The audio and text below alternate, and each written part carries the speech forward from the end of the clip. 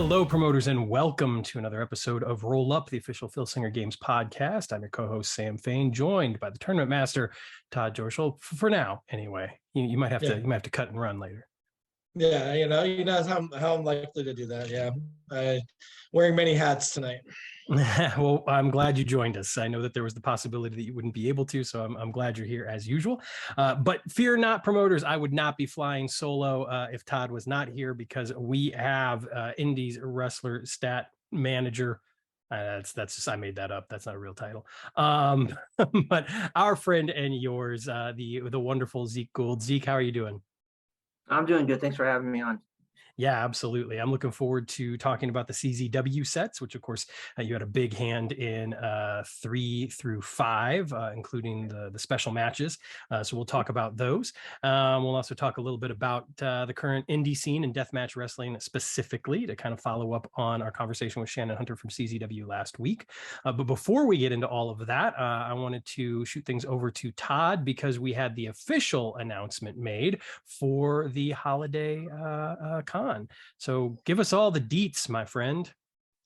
Yeah, so the Filsinger Games Holiday Kickoff 2022, also known as Autumnal Con, will be coming on October 23rd.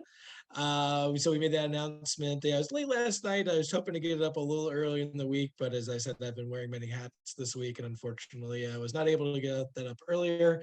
But all the information is up now, and luckily, before we put it up, I was able to get final confirmation from our guest. So we will be joined that afternoon by Cauliflower Alley Club President Brian Blair will be joining us. Which would be pretty neat. I know we got a chance to meet Brian during the Trigos Hall of Fame weekend, which was great. And I know Tom spent some time with Brian in Las Vegas. So just, glad that all kind of worked out. I see Zeke here has the book. I know you have it too, Sam. Right? I do. Yeah, I sure do. Truth be told. So so it's kind of similar to some of our other virtual cons that we've done. Their spring and fall cons tend to be a little bit more smaller than like the big one that we do in January. But we will be running a couple tournaments early part of the day. So starting 11 a.m. Going until 2, we'll have the Women of the Indies tournament. We'll have a Champions of the Galaxy tournament focused on 2092 and 2093 characters. I feel sorry for whoever gets Ursa Major in that one, but maybe we'll take Ursa and the Meteor Storm out of it. Just to give everybody a fair chance. Takes the fun out of it. We'll see. Maybe we need to fill it out a little bit. We'll see how that goes. And then we'll do a Legends tournament as our last one there, and that one will be I said Cauliflower Alley Club focused legends, so ones who've been honored by the club in the past. So it won't just be from the CAC sets; it'll be from other legend sets as well, different honorees that are there for that. So we will have those to start the day. Then at 2 o'clock, we'll have our panel discussion where we'll kind of talk to everybody involved with all the different games, and we will have some announcements about some new sets to expect during the holidays. And then we will have our discussion with Brian Blair. We'll begin at 3 p.m. Right now, tentatively scheduled 3 to 3:30. If it goes a little longer, card subject to change a little bit there. We're known to miss our spots occasionally, but usually it's for a good reason. And I think, talking to Brian would be a good reason if that goes a little longer. But we did want to finish up after that with an auction. So I know a couple of the auctions we've done recently have gone to the Trigos Hall of Fame. We'll certainly do more fundraising for them for the for 2023, but this one is going to be focused going to Cauliflower Alley. So we'll have a couple of special things available for that auction as well. If anybody else wants to donate anything for that, please let me know. Happy to take any other donated items and anything else to help out the benevolent fund for the CAC would be a wonderful thing. And of course, we'll have 2 special edition cards, 1 Legends, 1 Champions, and a sticker, as we've done for the last couple ones as well. So there you go. Very cool. That'll be exciting. Looking forward to it as usual. I think I'm gonna be there the whole day this time around. Well, whole day. It's, like you say, it's a little bit shorter than some of the others, but really looking forward to having Brian Blair there. I got to drive him from the hotel over to the museum, and in the few minutes that it takes to do that, he was very cool, very nice. Although I've told this story before, but I'll tell it again. I still found it very amusing that I had purchased his book already. And when I asked him a question about something, he said, "Oh, it's in the book. You'll have to read the book." And I was like, "I heard it. You already sold me, man. Like, you can tell me. You can tell me in person." But it'll be very exciting to have him there. Wonderful career, and I'm so glad that he's getting that singles card, which should be hitting mailboxes sometime soon, right, Todd?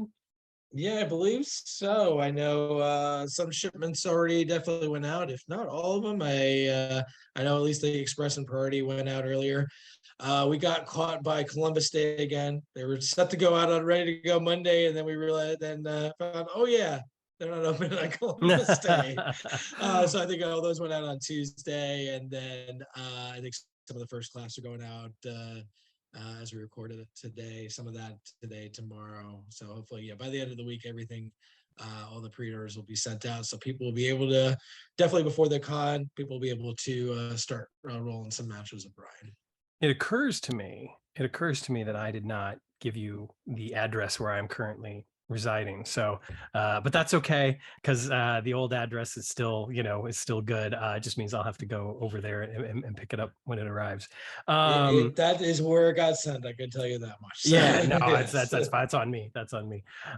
Anyway, yeah, I'm looking forward, obviously, to the new sets. We've got the women's set, which I'm really looking forward to. I actually just watched last night the life of Trisha Dora on IWTV, and wow, what a great episode. I feel like they've produced some really, really cool stuff in that series, and the Edith Surreal episode is probably still my favorite of the ones that I've seen.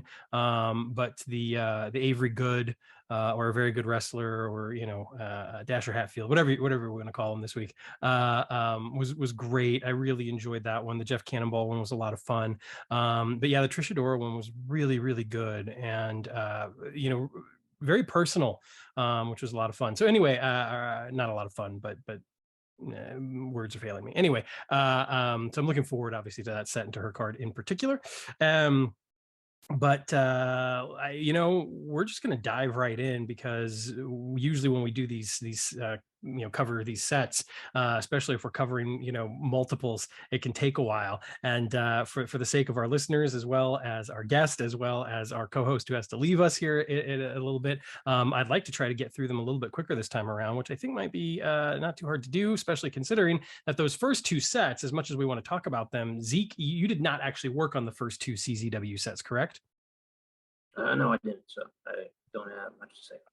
Sure. I'd love to talk about some of the talent in the first set, mainly because there's a number of names that got their very first card, Filsinger Games card, in this CZW set. They would get another card down the road. Plus, the headliner, in my opinion anyway, the headliner of the set is a card that I think still holds up, and B, is a guy that, if you are into deathmatch wrestling at all, it's a name that you probably are familiar with, and if you're not, I would certainly say get familiar with, because that would be Masada. I think Masada is probably one of the best North American deathmatch wrestlers of the past 20 years. And like I said, I would consider his card to be the headliner. At the time the booklet was released, and Zeke, please feel free to correct me, because I don't know if this still holds up or not. He was the only back-to-back Tournament of Death champion. He won both Tournament of Death 10 and 11, and I don't have the winners in front of me right this second, so I can't tell you if anyone else has ever repeated. Maybe Todd or Zeke can find that out for me. But I think the Masada card was just a great headline card, and I'm really glad that we've got him in the game. I actually ran a card just the other day, and he was featured in my main event, in a tag team main event that I had with him and Necro Butcher, taking on Nick Gage and someone else. It fails me now.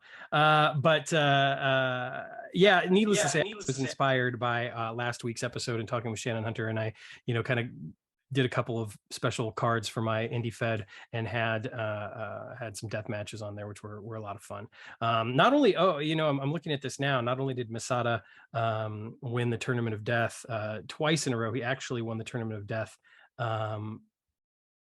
in Europe. There's a rewind Tournament of Death. There's a couple of those in here, it looks like, right? Yeah. So what happened was, it looks like they ran Tournament of Death Europe in Germany in November of 2012, and Masada also won that tournament. So it wasn't one of the numbered tournaments that had come before. And yeah, Thumbtack Jack, it looks like, had won Tournament of Death 8 and the Rewind tournament as well. But I guess that doesn't count. So I guess we won't count that third tournament that Masada won either.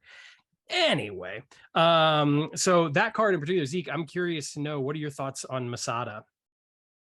I thought overall, I thought overall that card has done well for me. He was. I mean, there's an argument you can make for maybe he should have a little stronger stats, but he won in my CZW Fed. I've had 3 tournament deaths. He won tournament death number 2, and he was my champion for a little while. So he's done okay. He's in my Fed. He's done well. Yeah. I think, if I'm not mistaken, I think he won my very first Tournament of Death as well. But at that time, there weren't a lot of cards that I wanted to put into a death match, other than some of these CZW cards and a few other of our indie cards that we had at the time. So the field was not necessarily as deep as it would be today. Todd, any thoughts on Masada? No, definitely. I think the big guy at that point for the set for sure.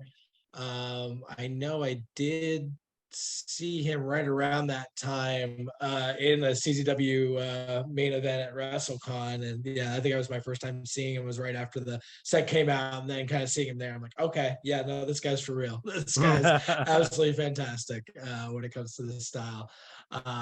Just really, just kind of like taking deathmatch beyond what I think a lot of the stereotype is. I think he definitely brings the artistry to it, definitely. Yeah, Masada, I remember he got to the finals the year. I'm wearing my tournament death shirt 13. I saw it in the class. I thought it would be appropriate to wear for this, but he didn't win it that year, but he got to the finals against Jun Kasai. I remember that. And I think he beat Danny Havoc and somebody else. I'd have to double check on that, but I remember it was him and Jun Kasai in the finals, but it was Jun Kasai won that one.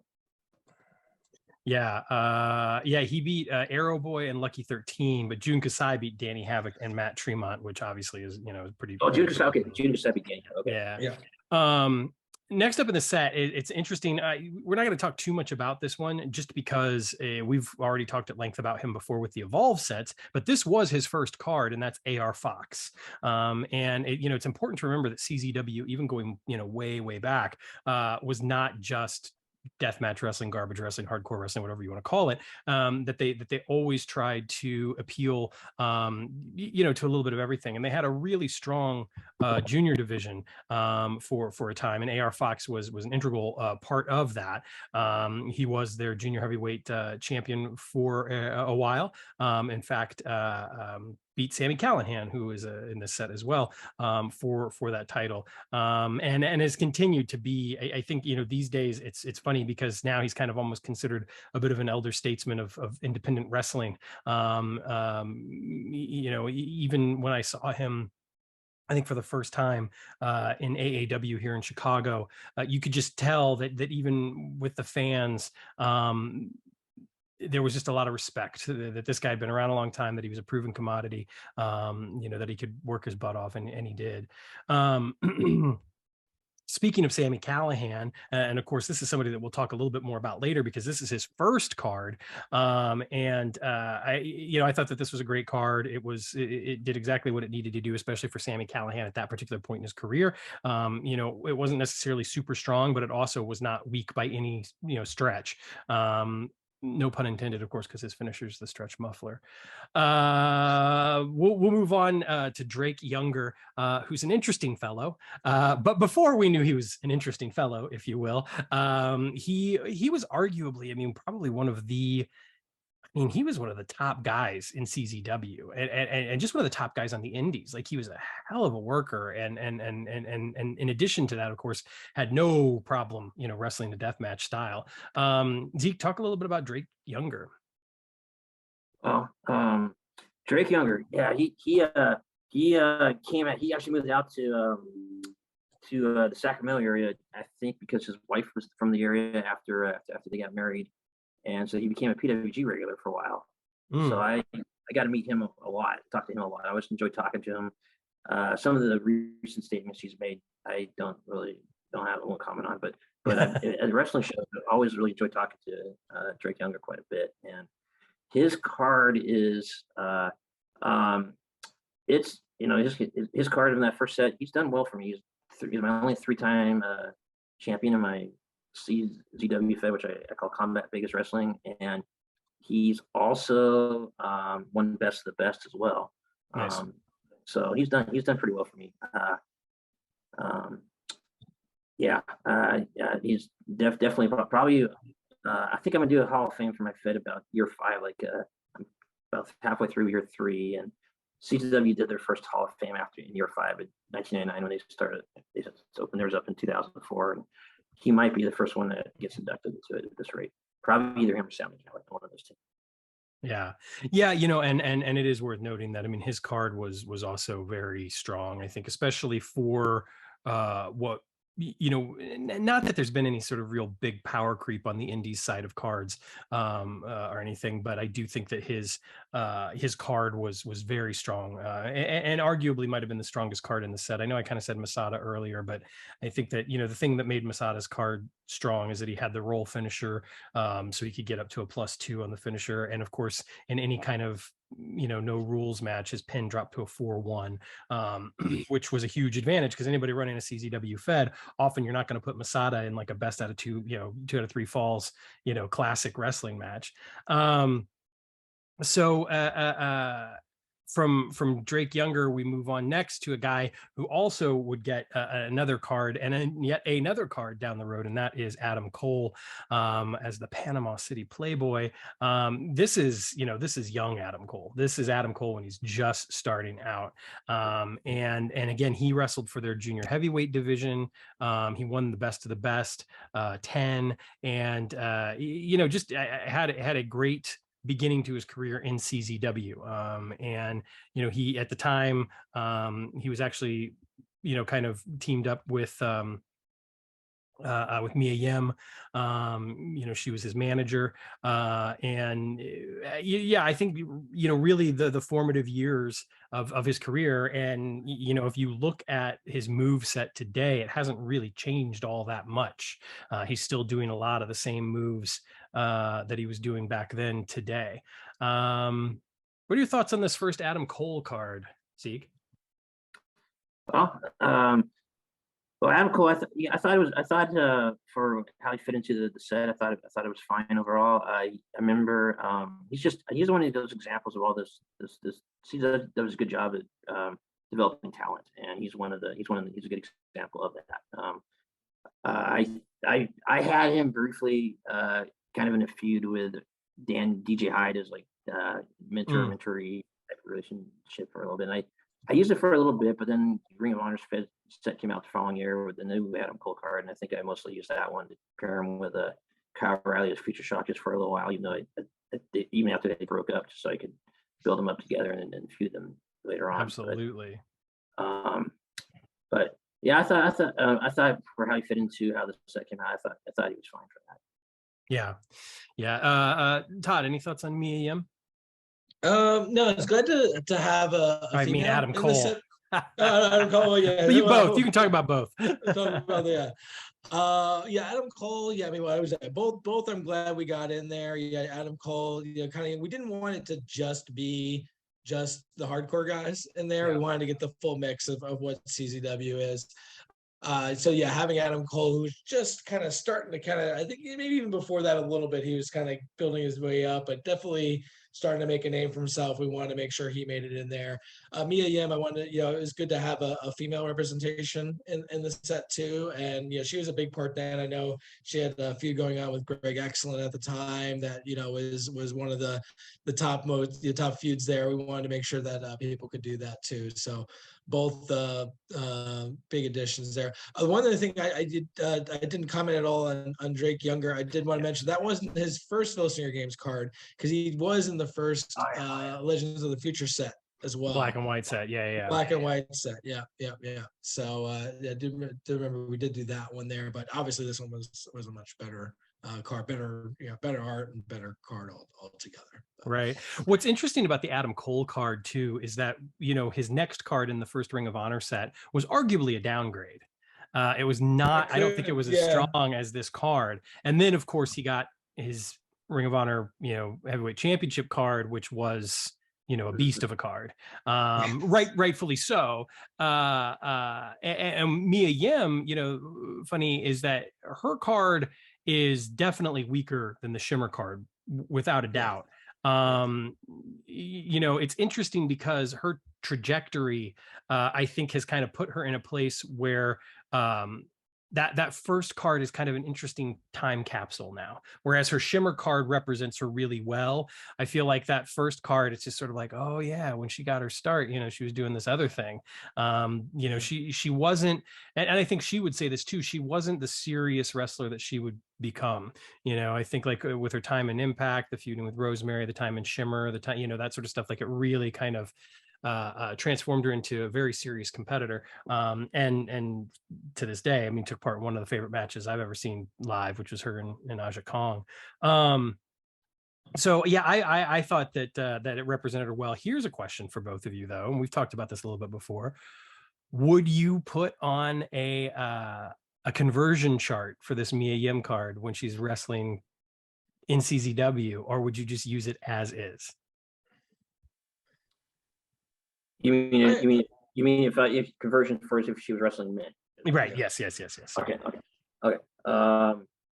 Which is what I figured. But well, I don't know. It's odd because I don't really have any problem watching intergender wrestling at the shows, but I don't tend to do it a lot of my fits. So I mean, I'm not against it. I'm not against it at all. I just don't do it a lot. But I don't know. I think for conversion, if I did more intergender matches, I'd probably use the conversion chart more for Legends than for Indies, I think. But sure.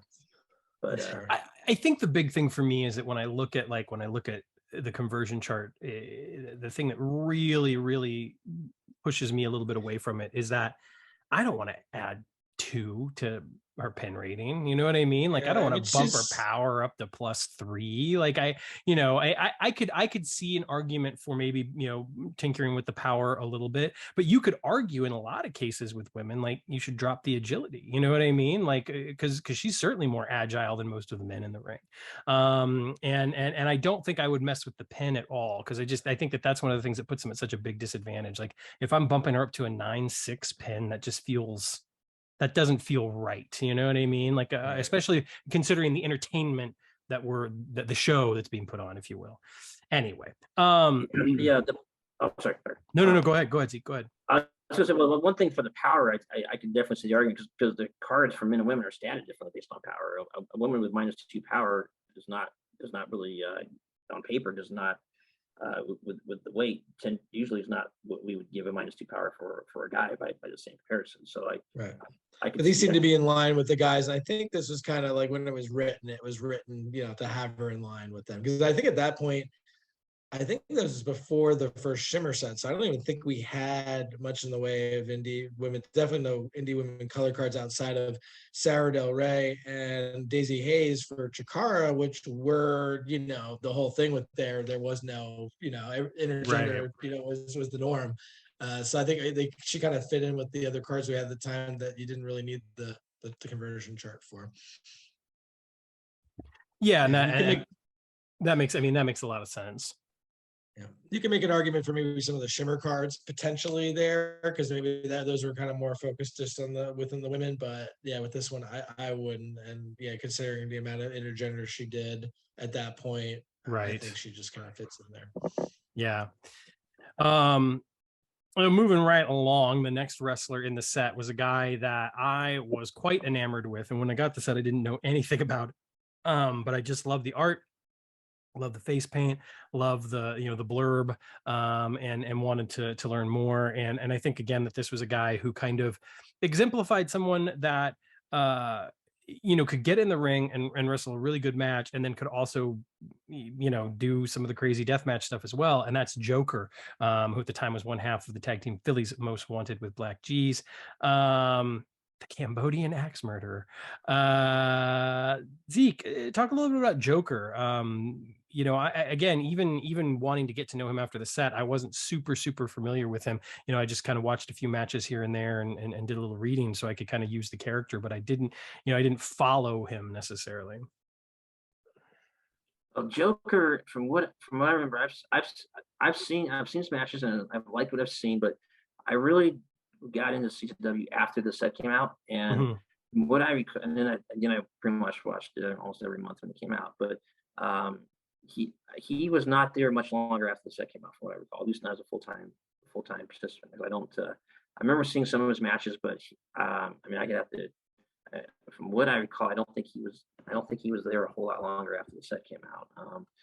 But so I don't really feel like I can speak a lot of detail about him. But I did like what I saw. But I didn't, he was not there much longer after the set. Yeah. I mean, he's an interesting character. And I think that one of the cool things that this first set did is it gave you the opportunity to put together, a stable if you would wanted to, along with, with Black G's and with Ruckus. Which is cool. And G's was the next name here in the booklet, so we can kind of move on to him. Again, I think the neat thing about this set is that we were able to produce cards for folks that had quite the resume. All of these guys had been champions in one division or another. All these guys had won like a tournament, like Best of the Best or Tournament of Death or something like that. And Black G's is no exception. He was a 6-time tag team champion, 3-time junior heavyweight champion, and won the Best of the Best 8 tournament.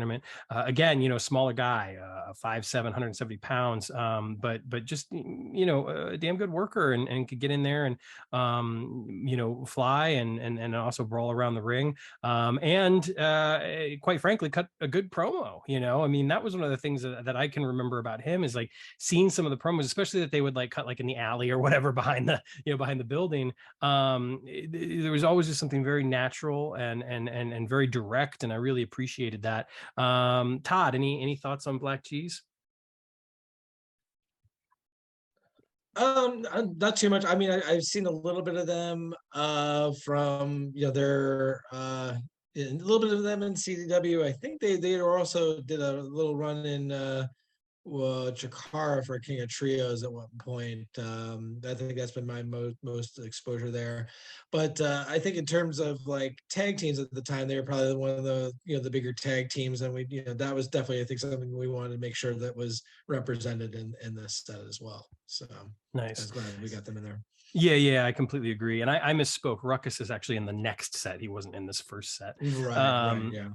Zeke, any thoughts on G's? Yeah, he's Black G's. I could see at some point being possibly being inductee into the Indie Hall of Fame at some point. Maybe not immediately, but I could see it. I remember he's also the former CZW champion and beat Sozio, who I'm sure is coming up later on the show.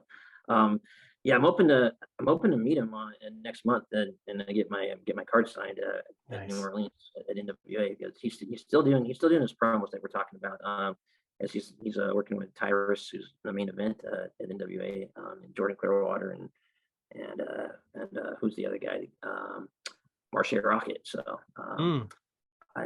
so yeah, he's great. I mean, I could see him maybe somewhere down the line joining Ruckus in the Indian Hall of Fame at some point. Nice, very cool.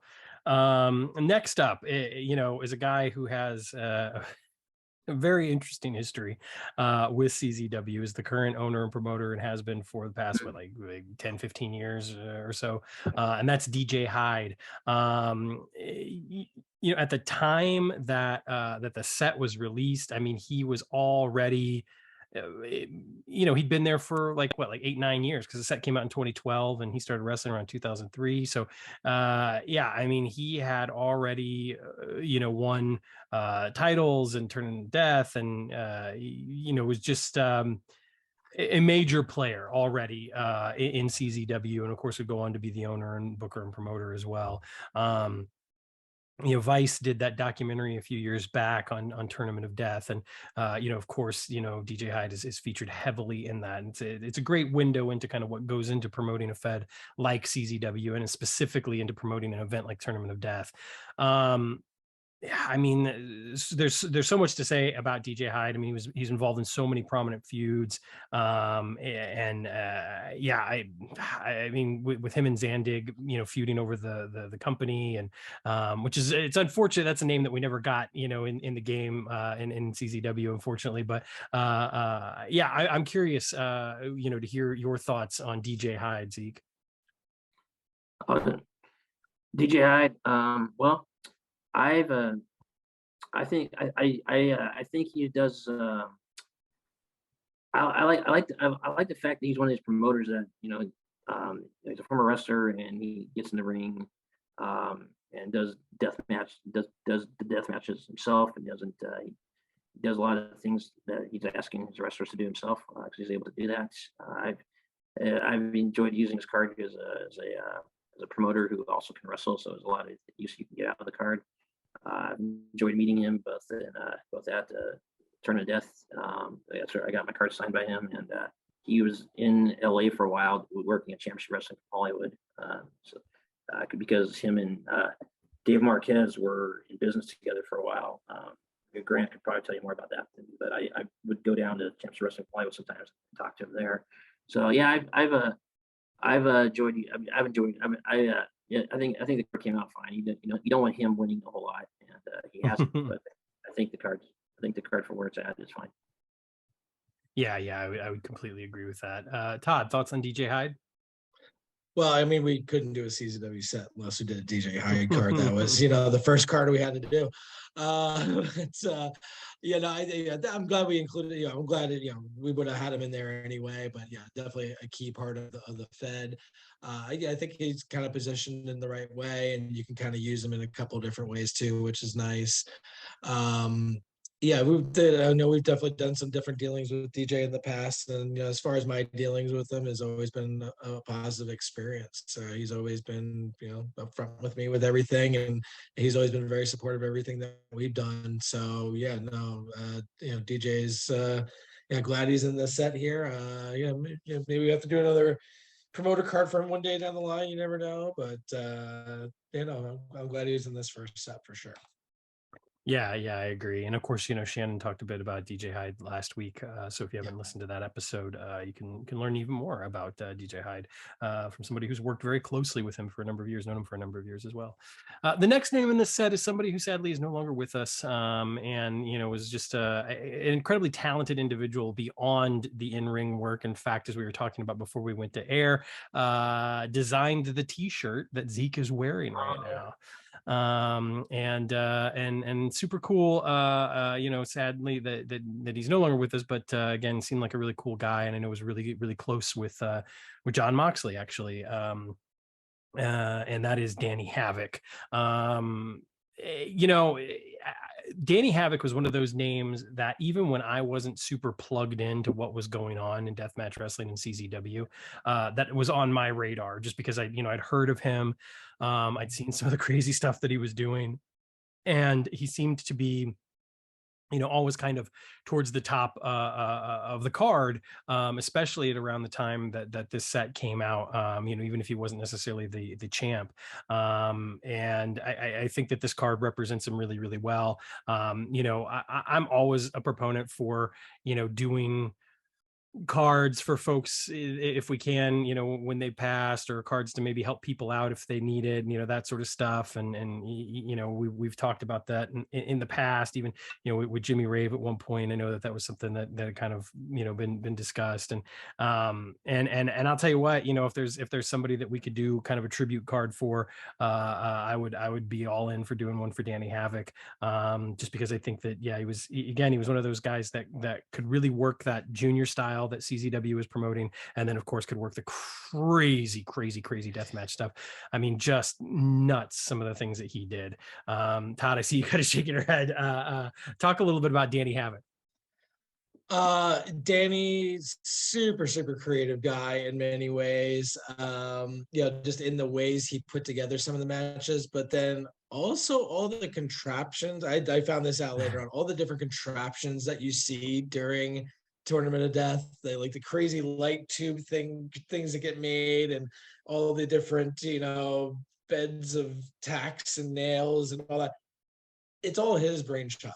Like, he is like the mad scientist of Tournament Death, was for many years, like coming up with all those crazy ideas, a lot of the different match types and stuff like that. Like, I remember, what was the one that was like a kiddie pool of glass and lemon juice match they had, and he fought that one. He's like, oh, I came up with this one, I'll go do it, I think, too. So he was absolutely wild, loved to do that stuff, and make the tournament best he could.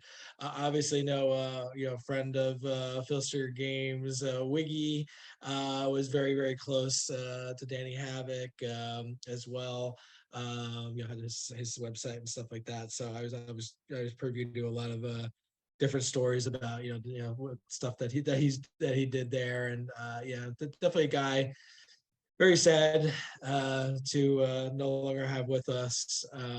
But really, such a great guy. I'm glad that we were able to have him as part of the Wrestling Geek Fest as well. We had the whole Nation of Intoxication there for that. So I was glad to be able to have Danny on one of the shows that we were involved with there too.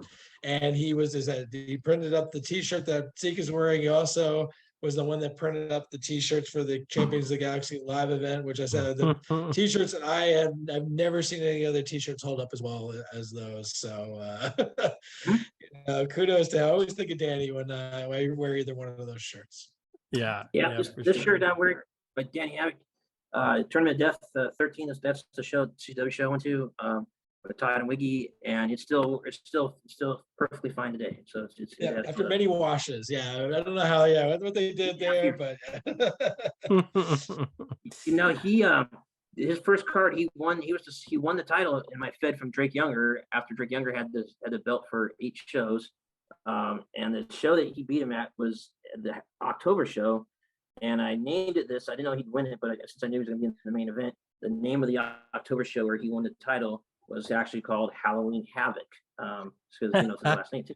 So he had it for a couple shows and dropped it back to Drake Younger Tournament Death in December. But he's done well. It was first card did well for me. So he's one of my 4 or 5 different CZW cards that have won the title. So I got to meet him at Tournament Death. Lyle went and got him for me because I guess he was in the back of the truck, and Lyle knew I wanted to meet him, and so he brought him out, and I got to talk to Danny Havoc for a minute or two and get my original card signed, and then I got to meet him again in Cleveland after his updated card came out, and talked to him real briefly, and he told me he liked the mechanic we did for Unlucky 13's card, but yeah, he was great. I only got to meet him a couple times, but he was great both times I got to meet him. He'll always have a place in my Fed, that's for sure. Yeah, absolutely. I mean, to echo kind of what Todd was saying, by all accounts, just a very intelligent, creative guy, very articulate, and also crazy. With some of the stuff that he had come up with. One of his last matches, I think, was actually a death match in H2O, if I'm not mistaken, and involved, which I can only imagine was something that maybe he came up with, but it involved like some sort of weird like gusset board thing that had like light tubes, and like it was just, yeah, it was definitely a contraption, as you said. And of course, by the end of the match, who took the bump on it? Danny Havoc. He was always the one. He's like, I'll make it and I'll take the bump on it. Right, No right. So yeah, I mean, yeah, I think it's awesome that we get to kind of pay tribute, after the fact, by continuing to have him kind of live on in our feds and stuff, which is really cool. The next name is an interesting name, kind of an outlier in this set in so many ways. Although I don't think Adam Cole really took part in any of the craziness that was CZW either. But this guy in particular was against everything that CZW stood for, and used that to get a lot of heat. And that was Drew Gulak, who is, I mean, we know that Drew is just an incredible worker, and is a guy that is clearly, worked hard to cement kind of a certain style for himself. He's got, that map based style, just would be right at home in, a 30-minute match with Brian Danielson. And so it's funny to think that his first card here was a CZW card. Todd, talk a little bit about Drew Gulak. Well, was his first card the CZW card? I don't want to break kayfabe on that. So, but yeah. Whatever do you mean? No, I don't know. We'll just soldier on. Nice. So the hey, you see what? Drew Gulak. Yeah, as I kind of mentioned, I think that the idea was to kind of get a good mix of everything, and yeah, his whole was a campaign against Combat Zone that he was running. I know there's been some other campaigns done in other places maybe that have kind of followed that template. I think he was such a big part there. Maybe not in the main event picture, but such a big for, at least at that point, but later on he certainly was. But he was such a fixture in there. It totally made sense to include him in there to kind of get that breath that we wanted in that CZW starter. Yeah, I mean, and again, I think it worked out really well because it was very easy to do, to kind of have a bit of a junior division, and there was enough crossover with some of the guys who would, wrestle in the junior division as well as wrestle some of the hardcore stuff, that it was easy to kind of do, deathmatch stuff and tournament of death or whatnot. Zeke, what about you? Thoughts on Drew Gulak? I had a lot of fun using his card because all my indie feds are based in Las Vegas, and instead of he did a campaign not for a better Combat Zone, but he did a campaign for a better Las Vegas, where he would go out and he would complain about things, about things that there's a lot you could come up with. Like he complained about about the adult industry and the Golden State Island prostitution, liquor 24/7, the level of obesity in this town, so it was tied into a feud with Greg Excellent, and so I had a lot of fun with that card because that's how I was able to. I mean, I don't know if you want me to give you examples, because I don't want you to have to edit or anything, but I believe, if you drive around near the strip, you'll see some interesting billboards, and I'd see that and I'm like, oh, I got to throw that in my fed. Reference to it. So I had a lot of fun with Drew Gulak's card, because of that storyline, as the campaign for Better Las Vegas. I got to kind of be satirical in my hometown. So it was great. He didn't do all that well for me, but it was a lot of fun to use that card. Yeah, it's funny, I didn't use this card a whole lot, because I think by the time I got this, I think I already had the Evolve set, and I had used him quite a bit in Evolve. He'd actually been my Evolve champion at one point. I love that. I love the creativity there, and using him to kind of stand up against that, which is lowbrow, if you will. And then you mentioned Greg Excellent. That's the last card to kind of round out the set. Greg Excellent, and straight from Roscoe's Chicken and Waffles. As his bio says, he was kind of like the everyman, and I think that the fans, at that time really loved him and got behind him, and he was willing to do all the crazy stuff as well. Zeke, what are your thoughts on Greg Excellent?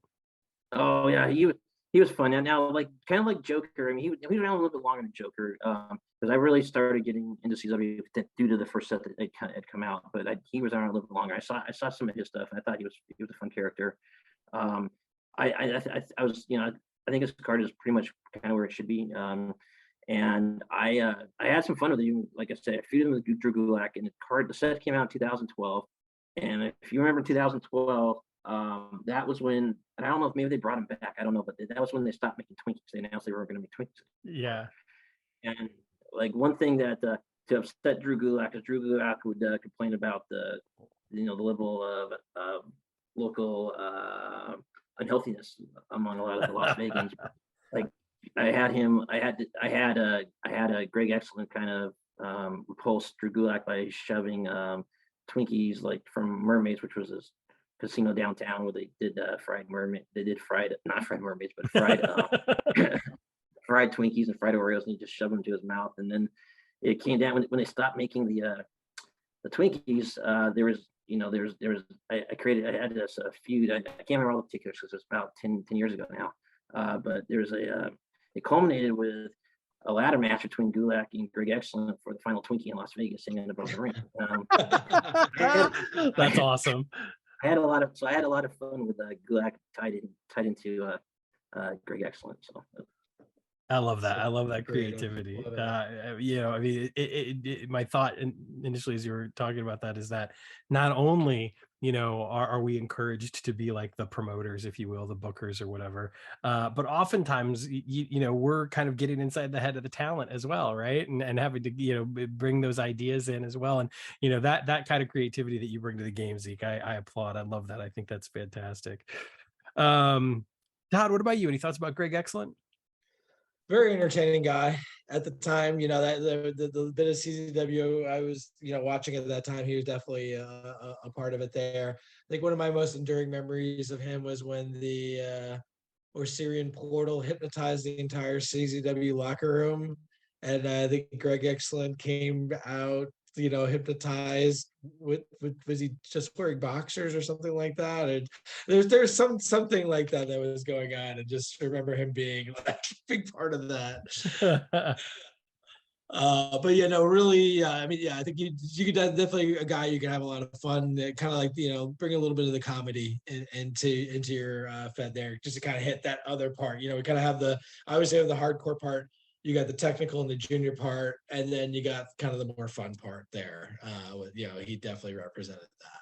So I'm very glad to have him in there. Yeah, I completely agree.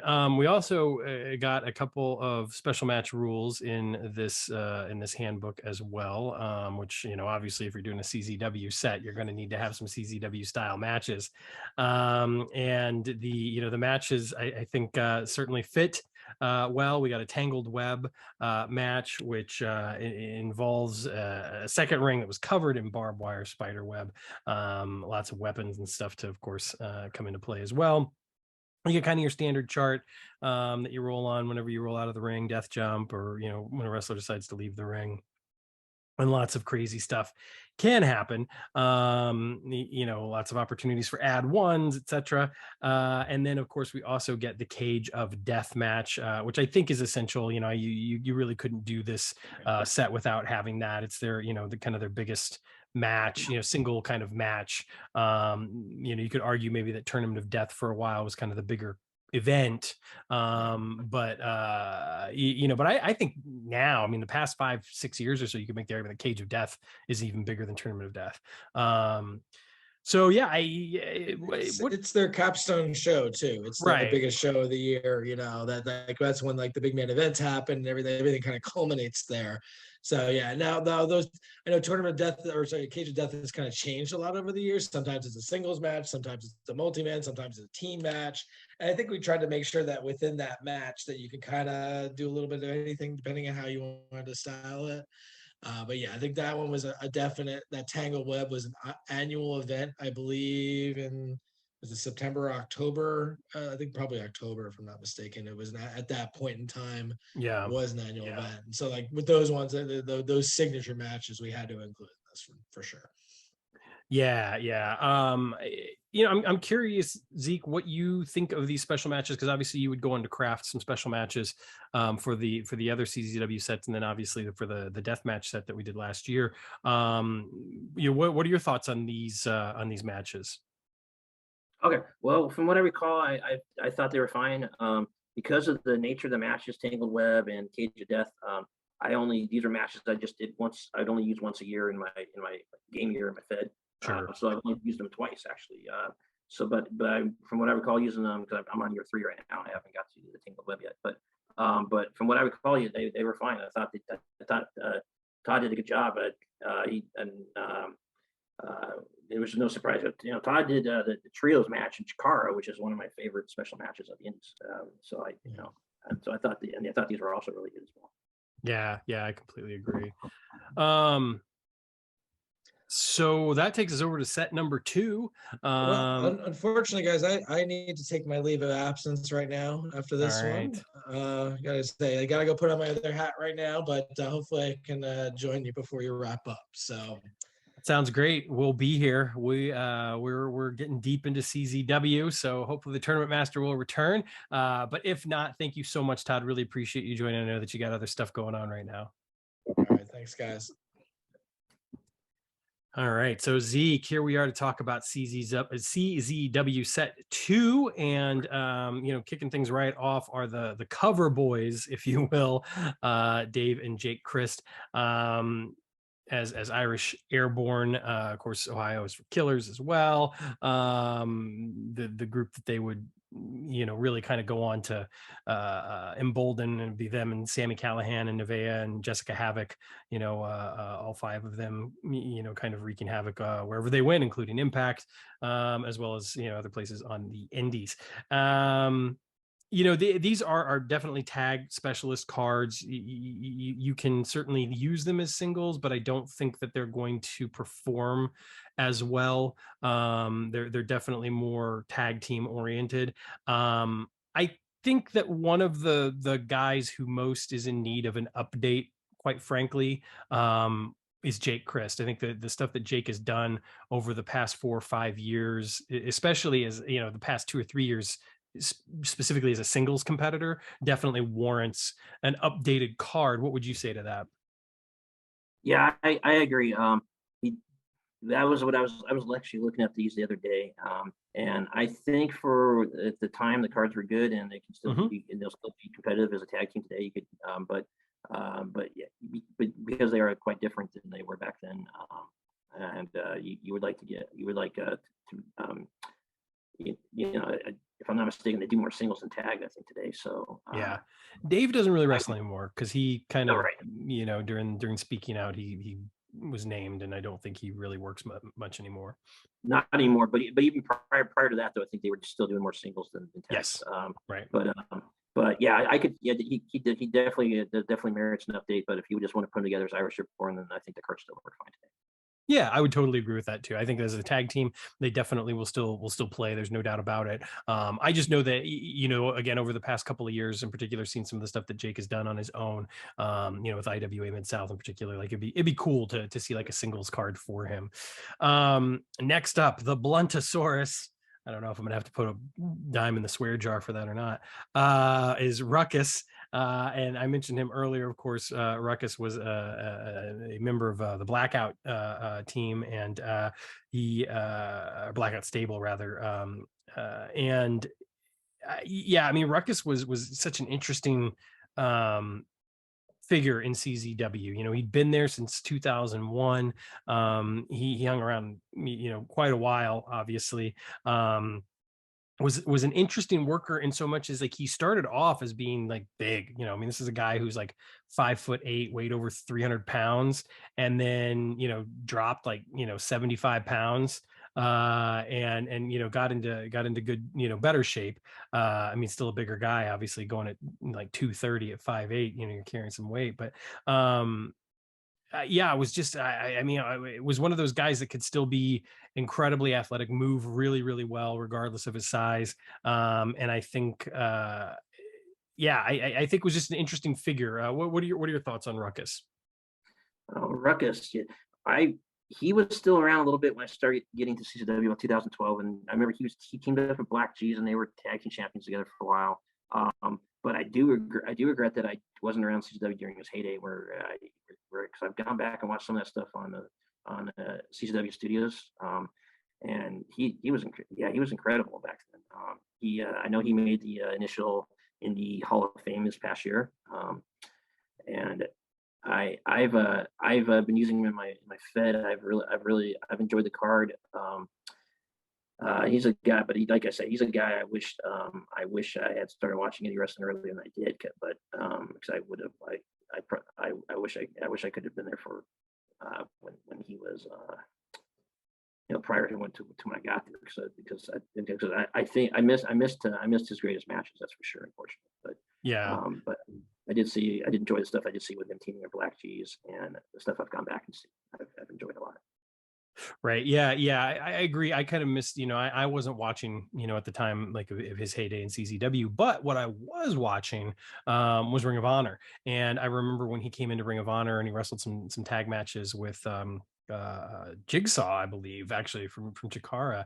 They were a part of the Vulture Squad, which I always thought was a cool name, and I used that in my Ring of Honor Fed that I was promoting maybe like 5-6 years ago or so on the boards. I remember somebody commented on how that was a cool name for a team, and I was like, I can't take credit for it. That was just what they were called.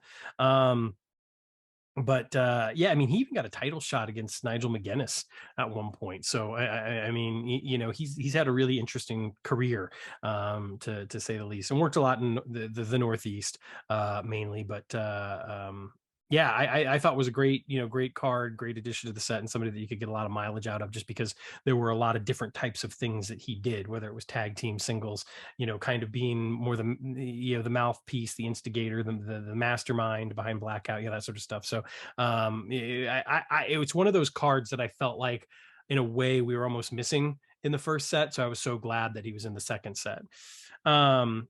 Next up, somebody who would get another card down the road was Kimberly, the first lady of the Combat Zone at the time, and she, at this particular point, it's interesting because I don't know how much she was actually wrestling. I know that she had been, valet and kind of, learning the ropes, so to speak.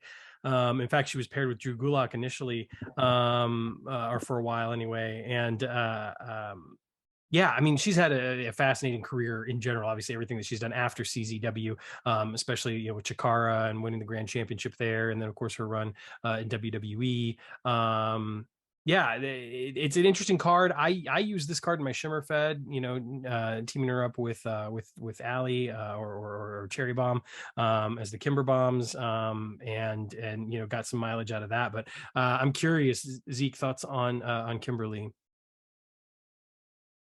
Well, Kimberly, when her card came out in 2016, I thought she was kind of a good example of, because we had different card creators who said I wanted to. It was kind of a good example of just the disparity, I think in the stats based on where she was compared to like Mia Yim. Not that she shouldn't have been status stronger than Mia Yim, but I thought that was I thought that was definitely a good example of that, and what some of the earlier sets later on where we did give upgrades too. Yeah, but yeah, Kimberly, I used her a little bit, not a whole lot. I think I'm trying to remember. I believe, if I'm not mistaken, again, it's been about 10 years since I ran that angle, but I believe I did pair her with Gulak after her card came out for that campaign for Better Las Vegas for a while. I know I had Mia Yim group for a little bit as well, but yeah, I haven't used her card for a while. But I just remember she was kind of an example of definitely definitely the differences in the stats between set 1 and 2 was one of the things I do remember. Yeah, I would agree with that. Somebody else that it's interesting, because you look back on when the card came out, and I don't think there's any argument here. I think he's somebody that is deserving of an update. But at the time the card came out, even you could make an argument that you know, there could have been a couple of tweaks made to it potentially, and that of course is the bulldozer Matt Tremont. I mean, at this point in his career, and I know some people might roll eyes and scoff at this, and that's totally fine. You know, everybody's got their own cup of tea, but I mean, he's inarguably a deathmatch legend at this particular point in time, and some of the stuff that he has done, you know, specifically in that particular area of wrestling, you know, has definitely pushed him up to that higher echelon. And you know, he's one of those guys that, like, if you get a win over him, it means something. And I feel like there aren't necessarily a lot of people out there deathmatch wise that still holds true right now in North America. I think in Japan there are guys obviously, but I think in North America there's, you know, you let's face it, if there's like 5 or 6 deathmatch tournaments in the country every year, you know, which there are probably more than that, but let's just say there's 5 or 6, you're probably gonna have 5 or 6 different guys win. And at one time Matt Tremont was a guy who was winning multiple tournaments, and that was a big deal. And I would say that he could probably use an update, but the interesting thing about that is his update now would not necessarily be as strong as an update as he would have gotten, say, 3-4 years ago, you know, or maybe a little bit more than that. What are your thoughts on that? And what are your thoughts on Matt Tremont in general? Oh, Matt Tremont. Well, he'll definitely be. I kind of think about this sometimes, and he's definitely going to be a feature inductee into GCW's Deathmatch Hall of Fame. They do have June in the Tournament Survival weekend. His card really struggled for me.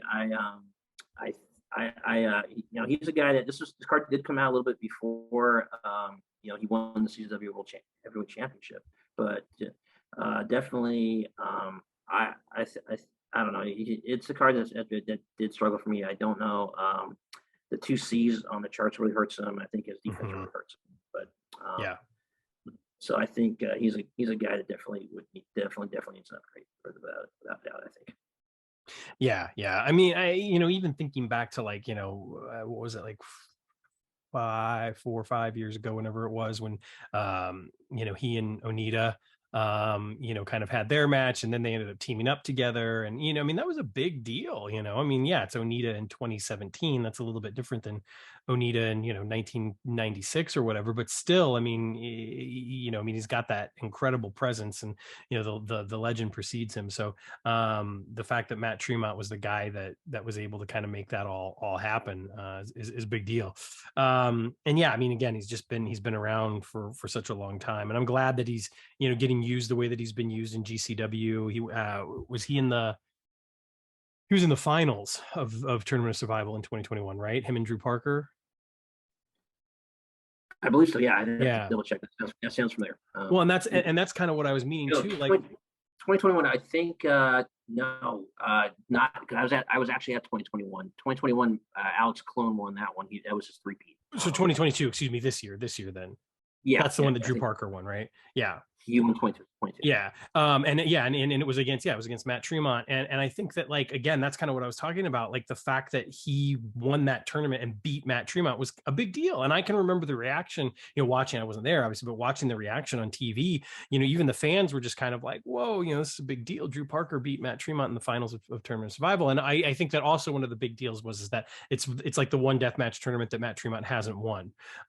So, you know, that was the other thing, is a lot of people thought like it was a foregone conclusion. Of course he's going to win. Drew Parker is a guy that I hope we get to be talking about at some point in the near future. I was a little surprised about Drew Parker, just because during in Las Vegas during just a couple weekends earlier during Double or Nothing, he got hurt so bad there on that VXS show, and he couldn't wrestle at all during for the GCW shows for the GCW show the next day. And I remember talking to him a little bit about it, but yeah, so I was a little surprised that, you know, it was a little surprised that based on that, when I saw him walking around the Silver Nugget on crutches and just hardly looked like he was struggling to get around. A couple of weeks later, he's actually in Tournament Survival, winning 3 matches. I mean, that was pretty remarkable, I thought. So yeah. He was, I remember, I think it was Dave Prazak on announcing that was talking about the fact that, like, he showed up to Tournament of Survival on crutches. Like he showed up on the crutches and then ditched the crutches like to wrestle the matches. And just this past weekend, he was in a couple of matches, and you know, you like his leg still looks pretty nasty. Like that's gonna be, I mean, it's a nasty looking scar, you know, where he had to have the stitches and everything. But anyway, hopefully that's somebody we'll be able to talk about in the very near future. We will neither confirm nor deny anything, but he would be a great addition to the game. There's no doubt about that. And again is one of those guys that is a wonderful wrestler, as well as being an incredible deathmatch worker. Next up in CZW 2 is Alex Colon, who's a guy, of course, that recently got an updated card, and what a great update that was. You know, this card is at a time that is, you know, early-ish in his career. I mean, he'd been around for a little bit at this point. But I'm curious, you know, especially since you did that update, Zeke, what do you think of this card? Well, it was a different time for Alex Cologne for sure. Yeah. I remember seeing the card come out, and I thought it was fine at the time. You know, he was CZW Wire champion. He had also won Best of the Best that year. He wasn't, from what I recall, he wasn't doing a lot of death match, if any, at that time. I don't. And I thought at the time when I saw the card, I thought, okay, this, you know, overall for the time what he's done, I think it was good. I remember he was in some groups in the CZW. I think one was Four Loco, I think. Yep. Okay. And I remember his pairing with Chrissy Rivera. That's one card I wish we had got a chance to get done. I would. Chrissy Rivera as a manager, I would have had fun using that card. But I thought it was fine at the time. You know, he definitely was one guy that definitely needed an update later on, because his whole type of matches he was doing completely changed on him, and then he became a 3-time back-to-back tournament survival weekend champion, and he was accomplishing things that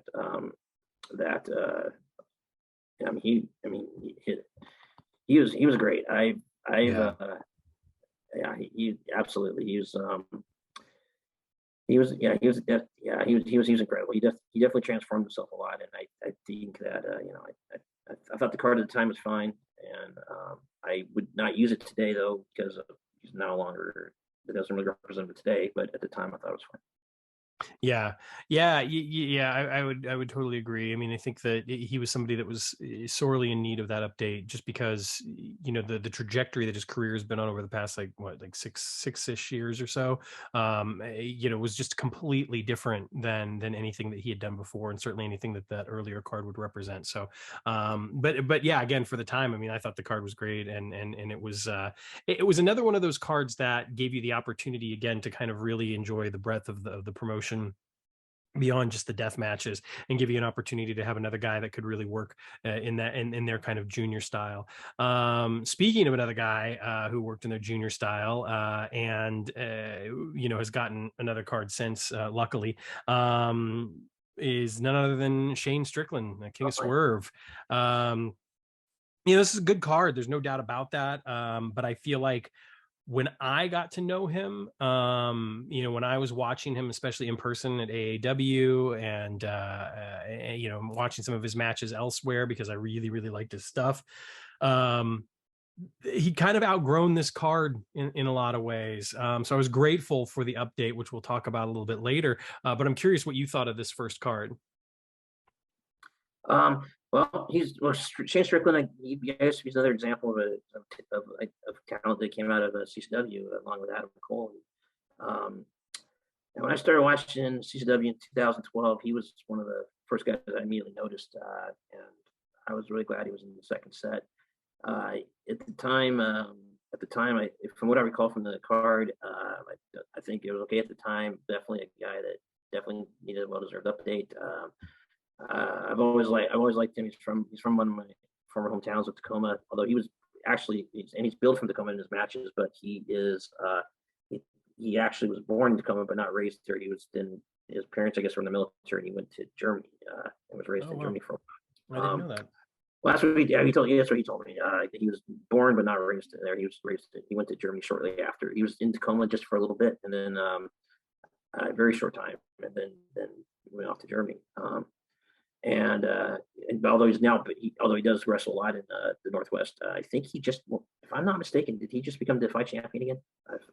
Oh wow, I honestly don't know. That's well, I haven't been paying a lot of attention to any of his kind of like outside activities, just because he's been in AEW, so that's kind of what I've been paying attention to.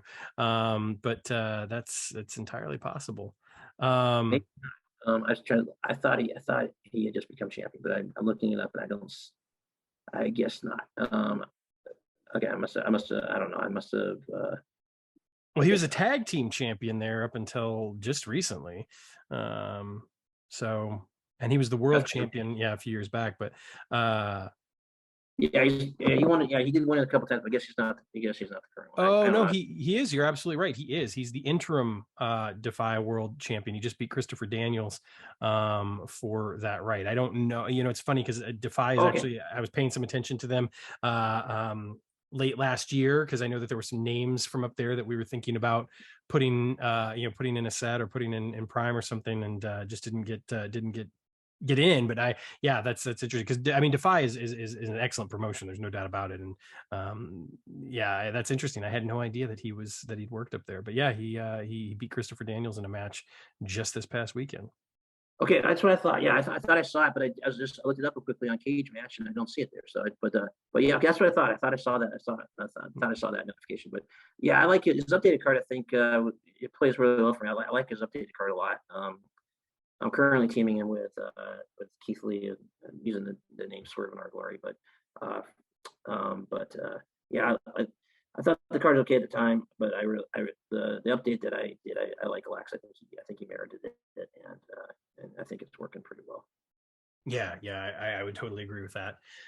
Here's a guy that, interestingly enough, has had like 3 cards, and I think that this was actually his first one, though, in spite of actually getting a black and white card after the fact, and that's Jon Moxley. I don't hide the fact that Jon Moxley is one of my favorite wrestlers working right now. I think he's just fantastic in everything he does, and have really enjoyed his work a great deal over the past couple of years. In particular, one of the things that I'll never forget watching the Stone Cold podcast interview with him when they were doing the Stone Cold stuff on the network, and Moxley was like, I mean, at the time Dean Ambrose was one of the like 3rd or 4th ones that they did, and I think at that time he was champion. He had the belt, and Austin just looked him square in the eye and was like, you're capable of more. Like, there's another gear to you and you're not hitting it yet. And I want to know why. And it was like a challenge, and he laid it down at his feet. And you could tell that Moxley was kind of like taken aback by it. And I'll tell you what, he might not have been able to find that gear in WWE, but he has definitely found that gear in AEW. It's interesting, the trajectory of his career when you look back at his time in CZW, because he was good. There's no doubt that he had something to offer, that he was crazy enough to do whatever they wanted him to do. But yeah, I guess I'm interested to hear your thoughts on Moxley, not only in general, but obviously with this particular card and this particular time in his career. Jon Moxley, yeah, he's arguably my favorite wrestler, current favorite wrestler. And I have never met him, but I've come very close a couple times. I remember my first Golden Knights game when they started playing the 2017-2018 season. I was up in the standing room, and he was the guest they brought in because he lived in Las Vegas to do they had this opening thing with the Golden Knights, and he was the guest that partook in it. So I was about 20 feet away from him, but I didn't get to talk to him. And then once I ran into him at 7-Eleven, actually. I really wanted to for like tell that he was in a hurry, and I just didn't feel like it was something I should do at that point in time, because I could tell that he was just really he was moving pretty quickly, and I just didn't. I don't know. I debate whether or not I should have put him or not, but I didn't. Sure. But yeah, he's one of my favorites, without a doubt. I'll tell you though, I read his book, and he said his first date with Renee was in Las Vegas after, because we were living at the time at the Crown and Anchor bar, and my first apartment in Las Vegas, because living across the street from UNLV, I would go out and the back of the Crown and Anchor was right across the street from me, so that was interesting. I thought, but yeah, he I remember his card came out, and I teamed him when his card came out. I teamed him up with Tyler Black, and I actually called him the Shield, and I feuded them with the Briscoes for a while in Nice. CZW Fed, and they lost a feud, and then they broke up, and then I pitted him against Tyler Black, and it was my cage death match to close out year 2 in my Combat Vegas Wrestling Zone Fed. And now they're back both in my Ring of Vegas Fed, and they resumed their feud actually. But yeah, no, he's one of my favorites. And I kind of wish I had, like I said, I really got into CZW 2012 when the set came out. That's what got me in there, and he's another example of why I wish I was watching CZW earlier than I did, because I missed a lot of that earlier stuff that he was there for. But he's a guy. I thought I don't know. At the time, he got that updated card that came out in Promoted Prime, and he now needs. I think he needs another update as well. Yeah. But I'm glad you said that, because the cuffs are off, if you will. The muzzler is not here. It's just you and me. I'm running the show, so I think I'm going to do 2 things. I'm going to call an audible and ask you right here live, if you will, if you are willing to return next week to finish the CZW sets with the sets that you yourself produced. Just because we've been going for a while, and I want to talk about some other things. I don't want to just talk about the CZW sets. Are you free? Are you available? Can we do that? Yeah, next week. Yeah, that's fine. All right, you heard it here first, folks. We're going to continue the CZW set overview next week, because again, some of the episodes that we've done prior to this, when we do the set overviews, are gargantuan, and I don't want to do that. I want to spend a little bit more time talking about a couple other things since we've got Zeke here, and I feel like this is a perfect segue. So we're gonna put a pause on this, and again, the cuffs are off, so let's see what happens here. We're uncaged on roll up. Jon Moxley, I completely agree, without a doubt, is in need of an update. If there was a way, if there was a way to do this update and get it cleared by the powers that be, do you already have like stats ready to go, or is this something that you'd want to do a little work on before we put it in the pipeline? No, I don't have well, I have things that I know that should be on the card, but I don't have I don't have a rough draft I could do. I already done, but I know stuff that I want on there for sure. Because I'll watch wrestling, and I have my notebooks, and I will often jot things down in them and things like that. So I know some things I would change and some things that should be on there, but I don't have like a moves 1 through 18 now. Sure. 18 offensive moves at this point now. So would you rate the Bulldog Choke as a finisher, or would you have it be like a 3 or maybe an add 1, or what do you think? What move again, sir? The Bulldog Choke, that submission that he's been using. I would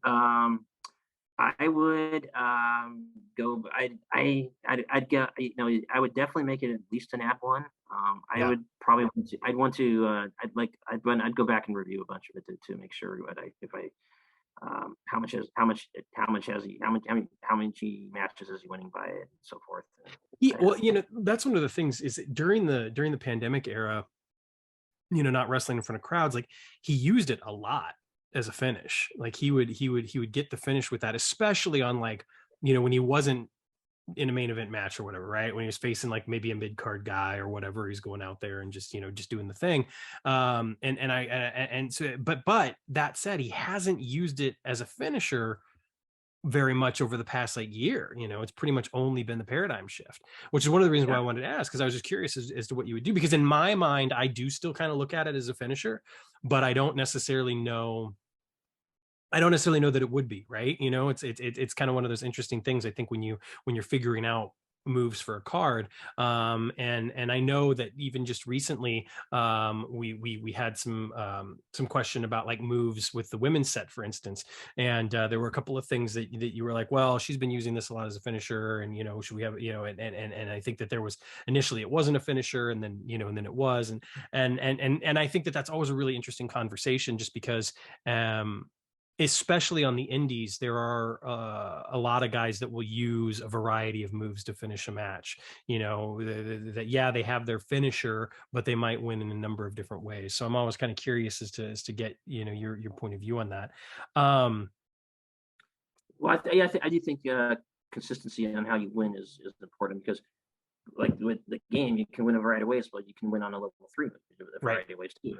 Just there's probably 6-7 ways on any card that if not more, that you could win on a level 3 move that they roll pin, and then so I think that plays into it too. That's why one thing I wanted to say was for Moxley, because I was mostly thinking it's the paradigm shift without going back and watching his recent matches, that if he's not winning a lot recently, maybe it'd be more appropriate for a 3-on-1. But if you win occasionally with it, that doesn't necessarily make it a finisher. I remember, for example, I was talking to Jeremy Wyatt, the card that's in the mail right now, and yeah, he's got the spike pile driver. Is a spike pile driver, although not with a tag team partner, as the coronation as his finisher, and but he doesn't always use it. When he does use it, it's protected. At least it's protected in the Midwest, so I gave it a +2 because it has that protected status on it. But it's also a roll finisher because there's matches where he does not get to use it. And like when he dropped that title in Anarchy, he never pulled it off, for example. But when he does, it's pretty much over. And since +2 we've been using as kind of the top level for indie finishers, that's why I gave it that. But I also had to come up with something else too. And I was talking, I thought, well, what about the Dragon Sleeper? Because I was watching him win multiple matches with the Dragon Sleeper, and he said, well, he goes, I think for another finisher, I'd go with my crossface. So the KC crossface. So that's an example. Like, you can win some matches, but that doesn't necessarily mean, even if you win 2 recent matches winning, it doesn't necessarily make it a finisher. It might be a level 3 move to it. Which I guess is kind of what the game will play out with. You're rolling a 3, and you might get, I guess, right. That goes pin. So it might, exactly. It might still be the finish. And speaking about Moxley real quick. Oh, by the way, real quick, I've seen those Jeremy Wyatt stats, obviously, and I really like them. I can't wait to use that card in my Indies Fed. I think it'll be a lot of fun. Okay, cool. The reason he's got a 4-1 pin is I wanted to. He's got really good endurance. He's done a lot of 60-man Ironman matches. Yeah. He's with like Freddie High and someone else recently, and Gary J, right? Was it Gary J? Yeah, I think it was. Yeah. I think, yes. So yeah, I thought that it merited it. Kind of like I remember Sean Ricker. I gave him a 4-1 because right first, about the time his cars coming out, he was also doing long matches. Like, he did a 60-minute, he did a gauntlet. There was a gauntlet match on Championship Wrestling for Hollywood that he started the show off, and he'd win, and then somebody else would come out, and he lasted the entire show. He didn't win the gauntlet, but he lasted the entire show. And then also that year they had the Red Carpet Rumble where he came in first and he won it. And so I just, there's things like that just sometimes just signify, you should probably have the best fatigue out there. And so that's one of the reasons that Jeremy Wyatt's got a 4-1 pin. Yeah. It's interesting you say, because that was my kind of my argument for Charlie Morgan in the Best of the Women International set is to give her that 4-1, which I know that, all due respect, like, Ty doesn't really want to do that very often. Like, he reserves that for like the rarest of cases with the women wrestlers, and that's understandable. But my argument is like Charlie Morgan, in her build in particular to winning the Pro Wrestling Eve title, like she was in more than one gauntlet match where she was out there for like 30-40 minutes having to go through like multiple women because the champ was kind of testing her and all this sort of stuff. And then even like the night that she won the title, she had to wrestle 2 matches. And so it's like it's like when you've got somebody like that, and of course it was balanced by putting the 3 down 3s on the level 3 defense, because it's kind of like, look, I'm not saying that this is somebody that needs to be like a beast and escape every pin attempt and come back and win a match, but somebody that can at least is gonna have some stamina, and I think that that's a really good way to represent that. So I appreciate that. Speaking of which, with Moxley, I personally don't think so, but I'm curious as to know what your thoughts are. Would you give him deathmatch stats, or would he even really need them? Like, is it one of those situations where it's like he's so good, do you really even need to do deathmatch stats for him? Well, it's a good question. I guess like if I guess it could kind of depend on the context of the card in a certain Sure. extent. I mean, these days in AEW obviously doesn't really do them, but GCW he does, although he won't be doing it anymore, which because of that new contract, which is why he dropped the title last weekend. Right. Or at least one of the reasons why he dropped the title last weekend. So I guess if you're asking like for a current card, I think for current indie card, if it came out right now, I would probably lean towards yes, because he had been doing them just very recently, when he wasn't, or he had, I don't know. I'm trying to remember I know that when he won the title from Nick Gage, that was a death match because they even removed one of the middle ropes. That's they removed one of the 3 ropes at the showboat for that. I'm trying to remember the other matches if they were death match or not. But he had done it as recently as within the past year, and he actually won the title after the match. Or did he retain it? I'm trying. No, he retained it because he won it in Chicago. I was in Chicago the night he beat Matt Cardona for. That's right. Yeah, right. Retained it against Gage, and that was the match that didn't have the ropes on it, or no, it had 2 of the ropes, but not the 3rd one. Yeah, the match I didn't see it this past weekend though, because I had another engagement. But was that a death match this past weekend, Sam? Yes, it was. Yes, it was. Okay, so yeah, so he's done it as recently as just last weekend. So if it was an indie card that came out today, absolutely yes. Yeah. But if not, I would just make sure that he has the age catered, he has the age ring rating. He's going to definitely have a good pin. So I don't know. It depend on the context of the card, I guess. But I mean, if we did an AEW set, probably not. Because they just don't have them, So right. Well, and I feel like one of the reasons why I almost lean towards maybe not having them is because, again, I feel like the card would just be so strong on its own anyway, and represent the fact that this is a guy that can go out there and brawl, and he can, again, like you said, he'd have the ring rating. He'd probably have, like, I mean, let's face it, I mean, you'd probably give him a 1 for his cage rating, quite frankly, like, and he's probably going to have like a 4-1 pin anyway. So to me, it's like, what benefit would he have? Would it be maybe one of his moves would get like, and add 1 onto it or whatever, because you could do the little asterisks, like, so, deathmatch, he'll do this on a light tube or whatever, something like that. Because I could. Yeah, because I could totally see that, which I think is really interesting. Again, the way that you have modified some of the cards for those deathmatch stats. Because I was looking pretty heavily at them this past week. Because again, after that conversation that we had with Shannon, I wanted to do a card just for myself where I could have some death matches on it. And I was looking over the cards again, and I hadn't used some of them I hadn't used at all yet, honestly.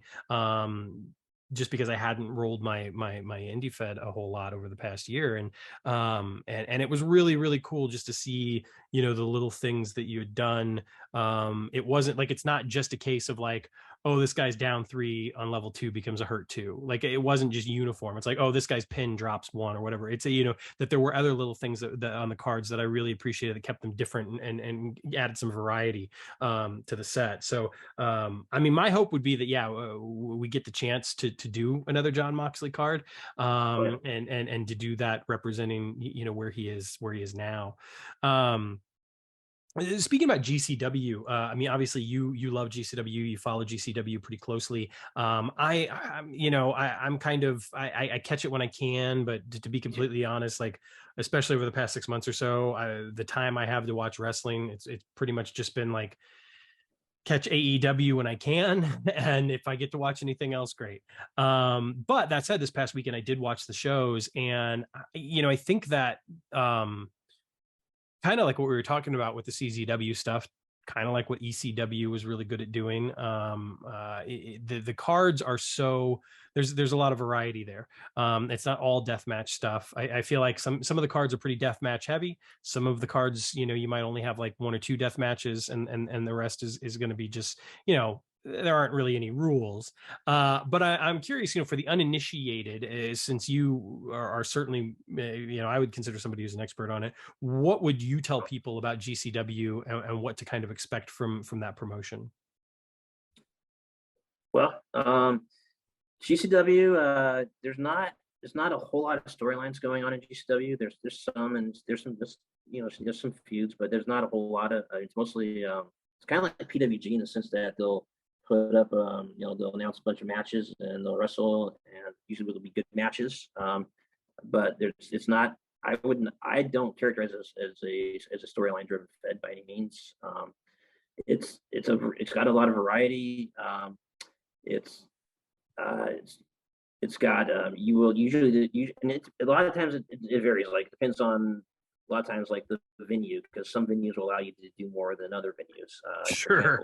And so forth. And then if you come to downtown Las Vegas, you can use all the glass you want to use.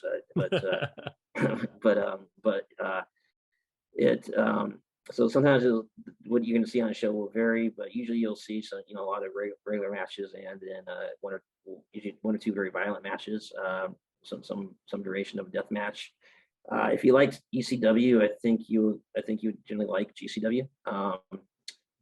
It's a lot of fun. I watch it whenever I can. I see the majority of the shows. I didn't see this past weekend just because I had someone who invited me to a party for their daughter being baptized, as I'd already agreed to go to that, so I didn't get to see it. Of course. But yeah, I always have fun. Whenever I can catch them, I do. And I'm looking forward. I'm going back to GCW on. No, I'm going back to GCW the last Saturday in October. I'm going to a 3-day weekend for Nevada Day, and I'll be going to Disneyland the day before for Nevada Day because I want to see Star Wars Land. I'll be going there with Grant for a little while. Then the next day going to GCW. And when they run LA a lot, so when I can, I go. And yeah, it's a Fed I check out as often as I can. So yeah, I think if you like ECW, you'd probably like GCW. But there might be some people who don't. But they have a lot of non-death matches too, and they're and I think they have some really good matches, like a lot of good talent. And I always have a lot of fun when I go. Yeah, somebody who I think is a great talent, who did well, and I think earned. It was a little unclear as to whether or not this match was actually for a title shot or not, to be completely honest with you. But they had a scramble to open the show on Sunday, and Leo Rush won the match, and that's somebody who I just think is a heck of a talent. And I'm glad that we've got him in the game. And kind of talking about updates earlier. Is that somebody that you would tweak now, you think? Because I'm looking at the card, like I'm looking at the card right now, for instance, and I could see maybe a couple of spots, in particular, maybe dropping one of the down 3s on level 3 defense. But other than that, I don't necessarily know how much I would change. But I'm curious as to what your thoughts are. Yeah, Leo Rush, his card came out during in the Ring of Honor set when he was in the top prospect tournament, and he's definitely someone that deserves an update, at least to a slight extent. But there'd be guys that put ahead of him on the list for sure. Yeah.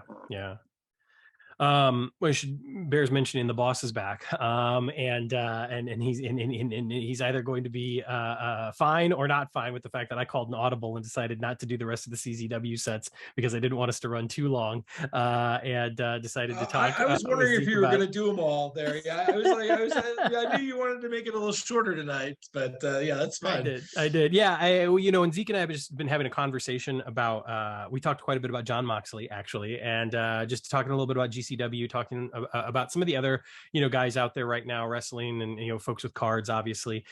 Here, I'm going to put you on the spot, Todd, and I'm going to pull the curtain back. I'm going to do it right now because we've teased it a few times. We've talked about it a few times. And you and I have talked about it, and I can do editing magic if you put the kibosh and the muzzle on me. But let's just do it right here, right now. If we decide to do a certain thing that we talked about, in particular on the car ride back from the TNT Hall of Fame, Sure. what do you think? Honestly, let's give the people what they want. What do you think the chances are of us doing a special edition card for John Moxley? You can say no comment. It's okay. Yeah, I mean, I think there needs to be a lot of context about exactly what it is there, which I don't know if everybody has at this point. I say, will it never happen? I can't say that. I think there's a chance for another John Moxley card to come out down the road. Yeah, but it's got to be in the right arena, though. That's the only thing I'll say there. I would love a new one. Given everything he's done with GCW in particular, I'd love to have some representation of that for sure. I think that's where he would fit in more than anything. AEW wise, would kind of wanted more for that. Would be my feeling in particular. Sure. But yeah, no, I mean, it's certainly a possibility. It would. I'm not ready to announce we're doing one right now. Of course. Say that. Of course. But I think there's definitely a possibility of doing one for him. Yeah, I'd love to do one. 100%. One of the things that Zeke and I were talking about before you hopped on with Moxley, which I think is really interesting to think about, was would you want, I mean, obviously Zeke would be statting the card, but would you want deathmatch stats to go alongside? Or do you think it would be a case of like, the card's going to be so strong anyway, do we need any extra flavor? And like one of the things that Zeke and I were talking about is like defensively, probably not, right? Like you're probably not going to do it, but offensively, maybe there's an asterisk on a move where it's like, sometimes he performs this into a bundle of light tubes or whatever. Right. I kind of agree there. I wouldn't necessarily lower his pin rate, although he'll probably have a good cage rating anyway. Right. I have to think. I mean, it's gonna. Right? Zeke and I were spitballing like it would probably be like a 1. I mean, where I was depending how many downs you have, could you? Yeah, right? Absolutely. Yeah, I would say that. Yeah, but I could see. Yeah, I wouldn't do too much, but I could see. Yeah, like kind of like making something an add 1 or doing like an extra 1 on a finisher. Like if he does his his double arm DDT thing on in a death match onto something in particular. Yeah, I can see it being an extra move on extra number on top of that for sure. Yeah, nice. So I'm curious, Todd, I don't know that we've actually talked about this a lot before. I know that you are familiar, we've talked a bit about it, especially when Cardona was doing his stuff, but like, are you kind of tapped into GCW these days? Are you paying attention to what's going on there? Do you have time to kind of follow what they're doing? I kind of pay attention to what matches get announced. I'm probably more interested in the matches getting announced than knowing what's going on in the matches. I don't get a chance to watch too much. I'll usually get I'll usually get a couple shows a year, maybe like the Joey Janela Spring Break, sure. Art of War Games. I've gotten that before. It may be something that's like a big special thing, but there's usually got to be something that really particularly draws me into it. Obviously during the Cardona heyday, that was a big draw for me there. Joey Janela Spring Break, I usually always get that, just even since like the first one, just because it was just kind of unique, and just like some really neat, unique matches, and getting something during WrestleMania weekend, you always kind of want to see some of what's going on there.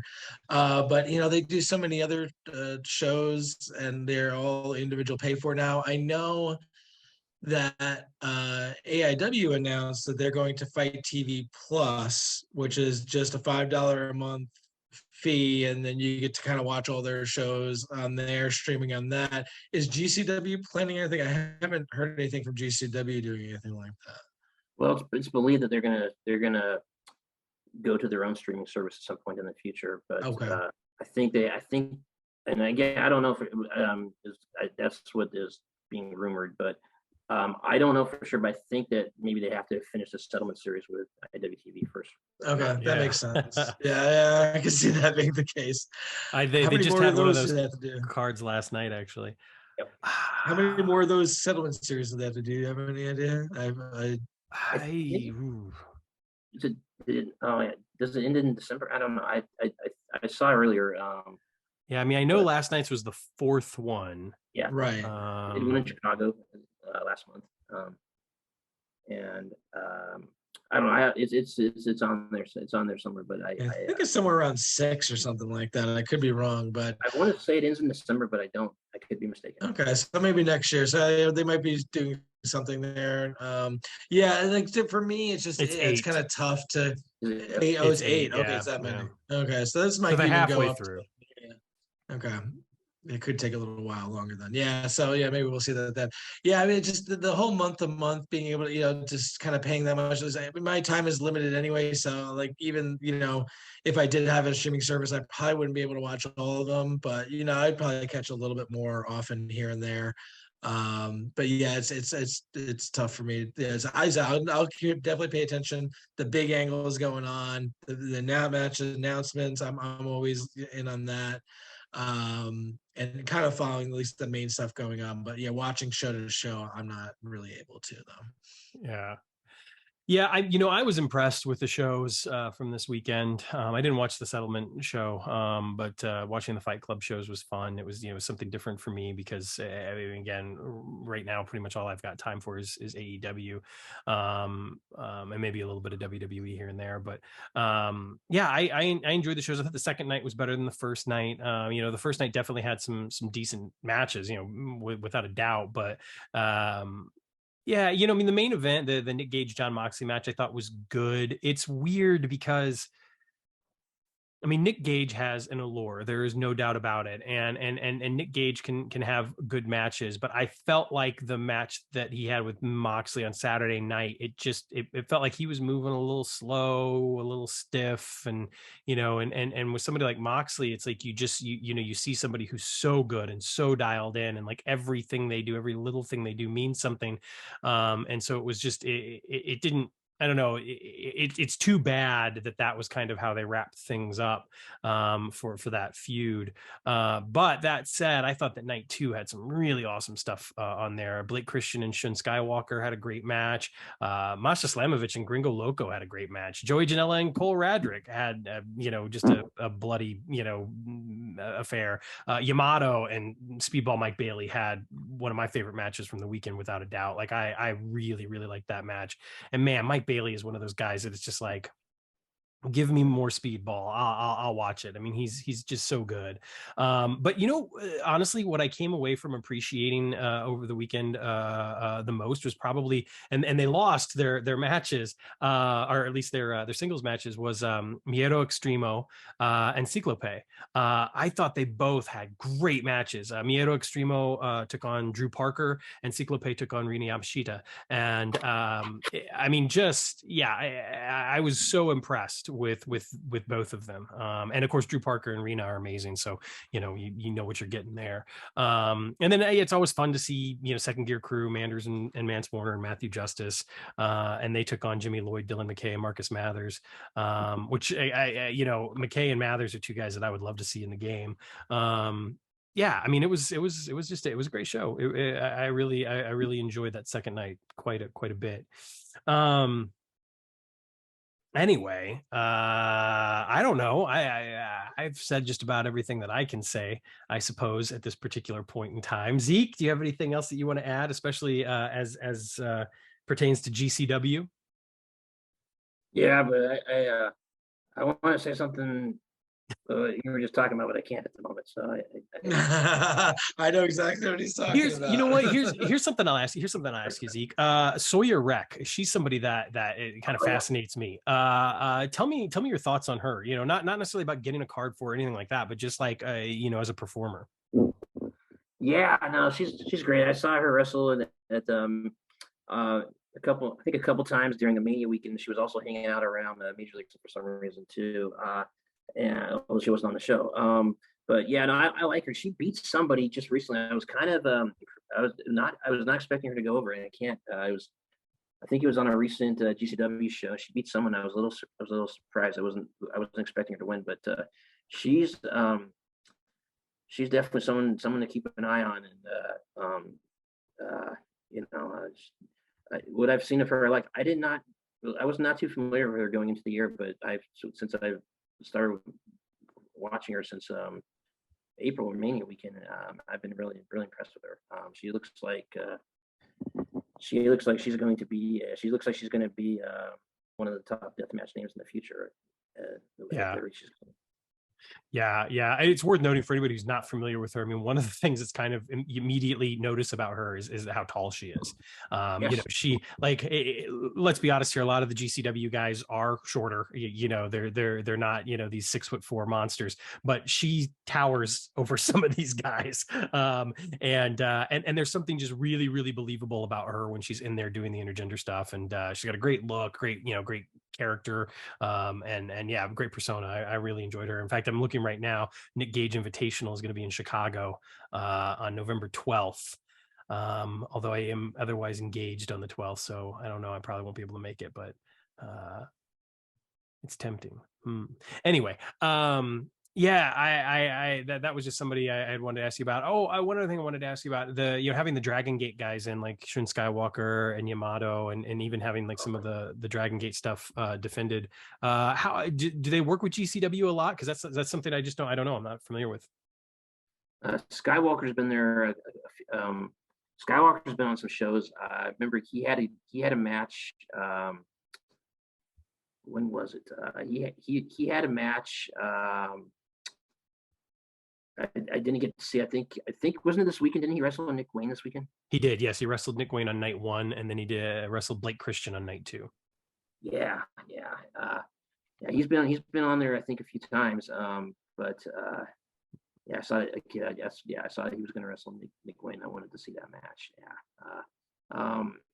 But I'm not sure how much he's been on there, but he's been on there a few times. And I also recently saw him somewhere else too. I watch so much wrestling, it kind of blurs together sometimes. But sure, I can imagine. I can imagine. Yeah.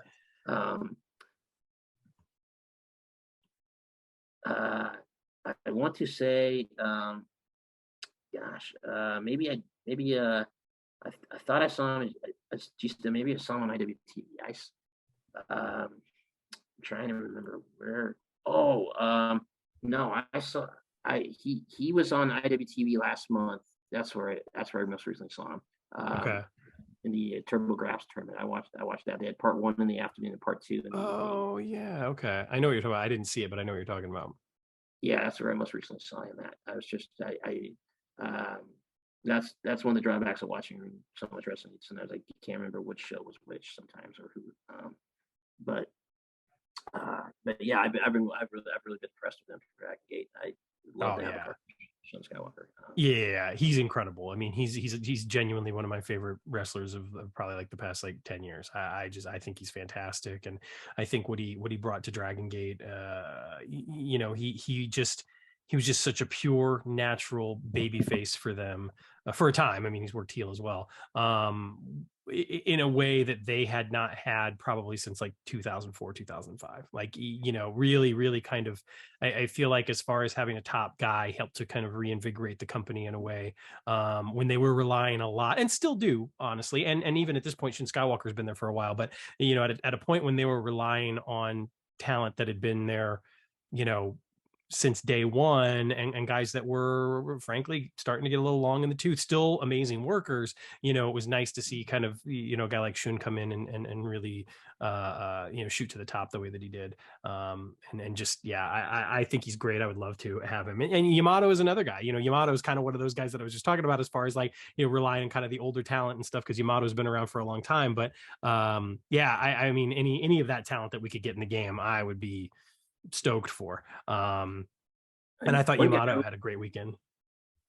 One guy that they've used in the past that I like a lot is Commander from. I think he's mostly in AAA, and GCW's used him a few times. I think that guy's incredible too. Yeah, that's another thing that I love about GCW, and it reminds me a lot of ECW, and obviously PWG, took advantage of this as well. I love the international talent that they bring in. They've really, really done a wonderful job of bringing in names from Japan and Mexico, and in the UK. I know Drew Parker resides in Japan now, but he's a UK native and worked extensively with Progress back in the day. So I appreciate that a lot about them, and it's clear that some of the guys that they've got in there that have worked a lot, in Mexico or in Japan, are people that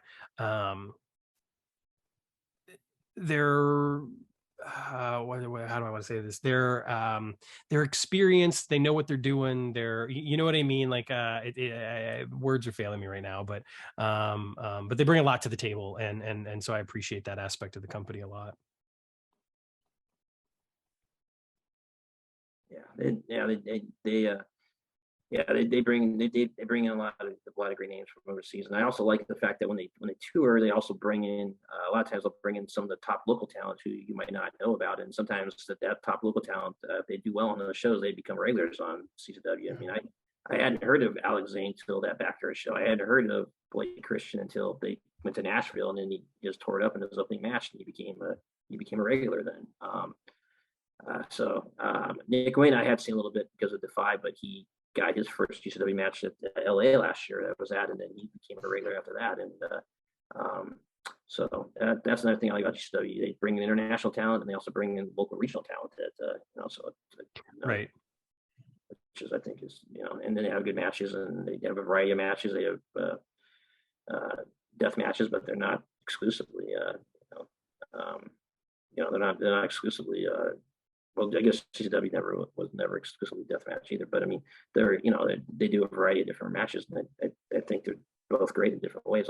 But yeah, GCW is great. I watch it as often as I can. I go to as often as I can too, when they come to Los Angeles. Yeah, I going back to what Todd was saying earlier, I really do hope that they do like the Fight TV Plus or do their own streaming service like you mentioned, Zeke, because one of the things that unfortunately is a little bit prohibitive sometimes is like, I mean, you're paying to watch their shows, and it's not like you're paying $5 to watch the show, and I get that, and I respect the heck out of that, and they have to do what they have to do in order to make money, but it's not quite as accessible as some other promotions, especially like with having IWTV. It's like it's really easy to watch some of those promotions. Whereas with GCW, unfortunately, it's not as easy to watch, especially like kind of going back, the past few years and catching all the shows. But this has been great. I'm looking forward to doing it again and covering the rest of the CZW sets, which of course we'll talk a little bit more in depth about because you are the one that actually statted those cards. And I'm looking forward to talking more wrestling just in general with you. It's always a pleasure to have you on the show, Zeke. And I thank you very much for joining us once again. Oh, no problem. Thank you. Yeah, sorry about a couple factual errors about like Commander. So I was thinking I'd seen him in GCW, and I guess not Commander, but Skywalker. But there's other feds I've seen him in, and just like sometimes I've been to 47 or 48 shows this year, and so forth. Sometimes I can't remember. Sometimes where I saw it. We're not going to ask you to slow down. And no one's going to fact check you here. It's awesome, man. It's one of the things I was thinking about earlier, right before we hopped on the call. I was just thinking to myself, I was like, man, one of the reasons I love talking to Zeke is because I know I'm going to learn something, because you know so much about, especially about independent wrestling, and I really appreciate and respect respect your passion for it. And, it's something that we share, but, for me personally, not to the degree that you are out there watching all the shows and everything. So, yeah, nothing but respect. And like I said, I'm not gonna fact check you. So, so we'll do this again. But in the meantime, before we get out of here, Mr. Tournament Master, do you have anything to leave us with? Well, let's see. Just kind of reiterating about the Filsinger Games holiday kickoff. Again, October 23rd. Tournaments from 11 to 2. Though the panel, our special interview with Brian Blair and the auction will all start at 2 o'clock. I think Brian will start at 3.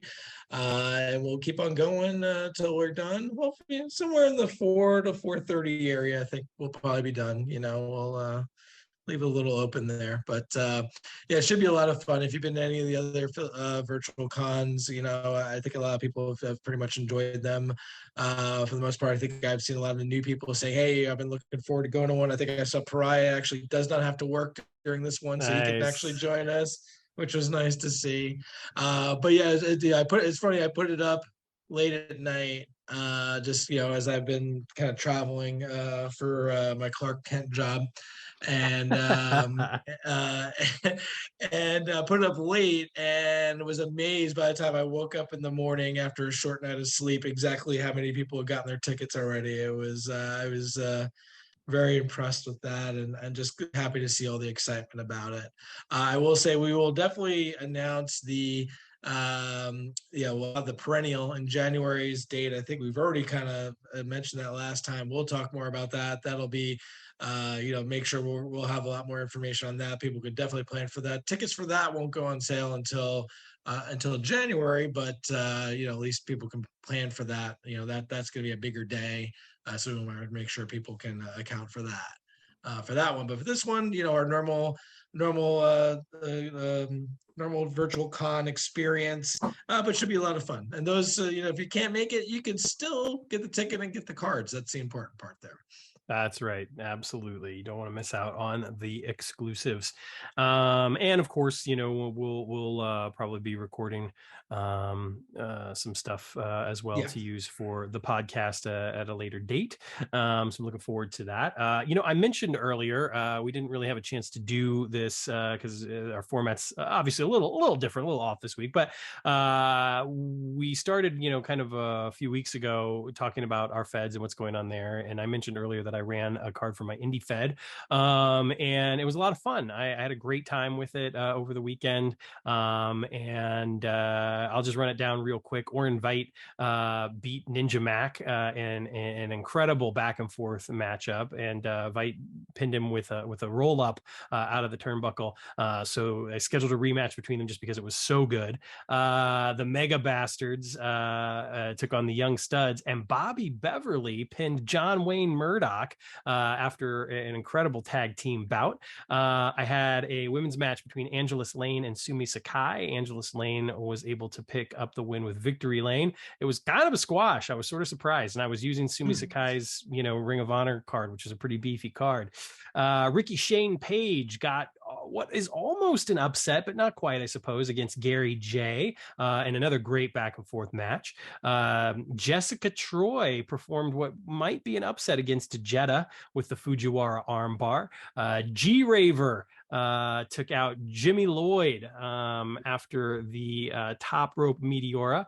And then in my tag team main event, I had Masada and Necro Butcher take on Nick Gage and Matt Tremont in a death match. Nick Gage was able to take out Necro Butcher with a choke breaker, but this was after putting Necro Butcher through 2 panes of glass, hitting the jumping pile driver and a choke breaker, and the second choke breaker finally put Necro Butcher out. So I'll probably schedule a match between the two of them at some point down the road. In fact, I already scheduled it for my next card. I'm looking at it right now. It was a lot of fun. It was something very different. I hadn't run any like deathmatch heavy card in quite a while, so it was a lot of fun to do that. And yeah, the G Raver and Jimmy Lloyd match was pretty brutal as well. Jimmy Lloyd Probably a little worse for wear after that one. Was that a death match as well? It was a death match as well. Yeah. Okay. Yeah. And I ended up starting the next card. So I'll throw this out there as a little spoiler, but I asked my wife to pick the team that would take on Cole Radrick and Joey Janela because they teamed up a couple of times recently. And I thought, oh, that's an interesting pairing. Why not? And so I put them together to take on either Iron Beast or the Buffalo Brothers, Kevin Blackwood and Daniel Garcia.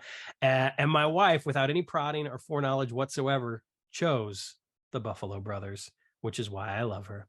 And they went to a 20-minute time limit draw. Wow. Yeah, I was kind of surprised by that. It was a good match. So we'll see what happens. I'll probably set something up for them down the road. Maybe do some singles matches between the participants before I schedule a tag match again. But anyway, that's kind of what's happening in my universe right now. I haven't really run any legends or COTG recently, but I did run some indie stuff. Very cool. No, that's great to see. Great to hear that. No, that's some awesome matches you're running. Yeah, I just figured I'm just gonna do what I want. All right, that's what the game's about. Just have fun. Yeah, I gotta run some more stuff myself. Although I do realize, yeah, I need to talk to Mike and get more cards because there's way too many. I forgot to give myself over the. The tables have turned. Although the fun thing is, I'm looking forward to. I'm going to get an envelope in the mail with the Filsinger Games return address on it this week. I'm very excited about that. That is pretty cool. It's the best. Does not happen, so yeah, that's neat. The best envelope to get, man. I'm telling you, I love it.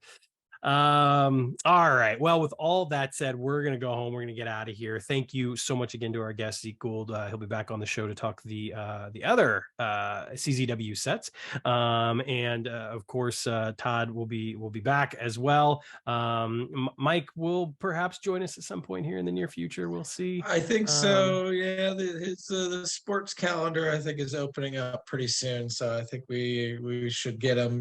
Hopefully as the leaves begin to fall from the sky. Leaves begin to fall. I think the weather starts to change. Definitely by mid-November, I think we might definitely start seeing some more of them. Then is my thinking for sure. Fantastic. Well, I look forward to that. I'm sure other promoters do as well when the trio can be reunited. In the meantime, everyone out there, thank you so much for listening. Take care of yourselves. Take care of one another. Stay safe out there, and remember to roll responsibly.